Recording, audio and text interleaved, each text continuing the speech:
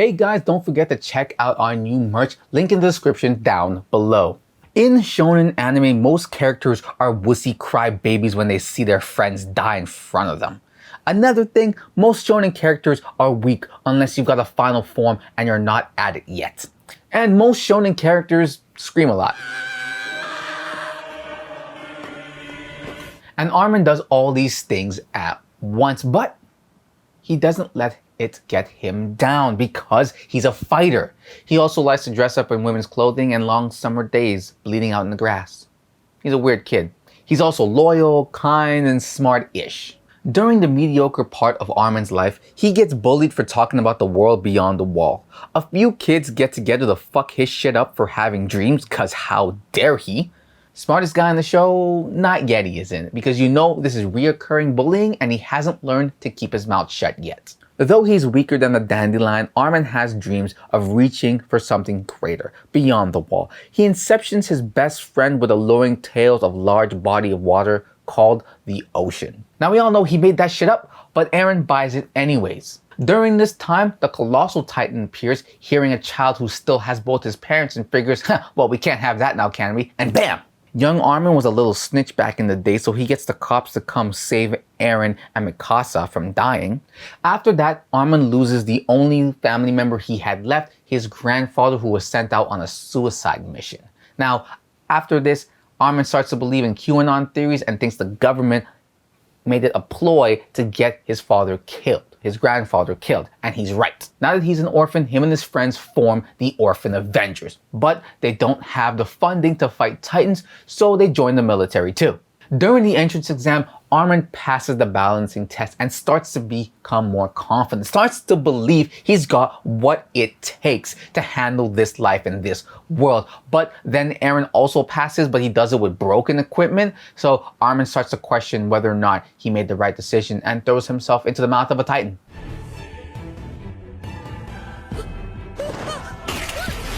I probably could have thought of a better way to do this, but lucky for him, Eren's around, swoops in, saves him, but dies in the process. Now this is super scarring for Armin. Devastating, but for only about an episode because Eren's back, y'all.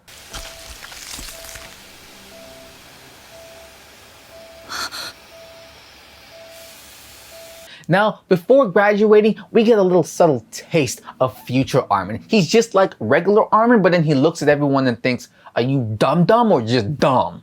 He's sent on a wilderness hunt where they end up running into some thieves who steal their ODM gear and Historia. Using that big brain of his, Armin is able to find out where the thieves were going.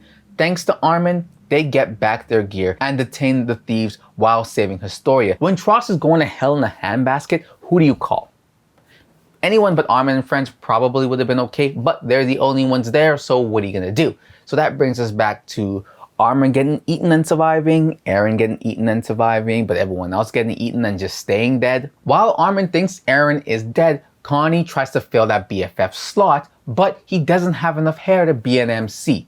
Now, losing your best friend can be very traumatizing and heartbreaking. Even worse when you have to tell his wannabe girlfriend that he died saving you. Mikasa takes it well though. Now, flash forward to the Eren Titan going around killing other Titans. Armin's got a plan. He comes up with the plan to use the rogue Titan, Eren Titan, to take out the other Titans around their gas supplies.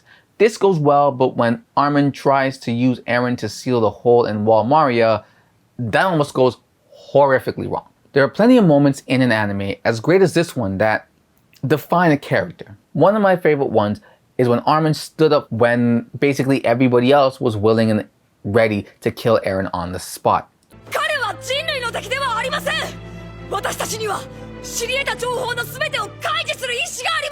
Part of the reason I really like Armin is because of the tiny growing steps that are taken by him as the series progresses, and you can really see it. A little later on, Armin lays down the smooth moves on Annie. Let's take a look.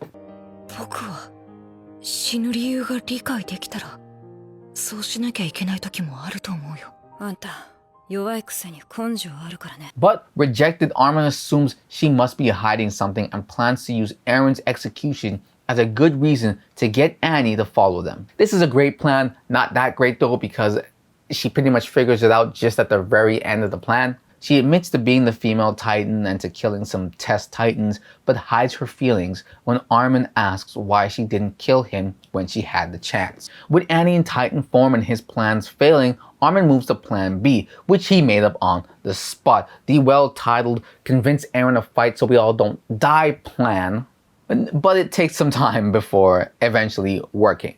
Now, you find a lot of his early season plans are half planned and half, well, how much worse can it get if I just kind of wing the rest? Which, you can't really blame him, he doesn't have a lot to work with. After Wall Rose is breached, Armin comes up with another half plan, this time to use the Titan hardening ability Eren just found out about to seal up the wall. Wouldn't be such a bad idea if the guy doing it had any idea how to get it done. I mean, I guess if the choices are do it or die, you would probably find a way to do it too. But I feel like maybe that should have been option C. And maybe option A and B should have been something else. Anything else. Around this time, Armin and the group figure out who the true identity of the armored and colossal Titan are. Reiner! Right now? Here? We're doing this? Yes.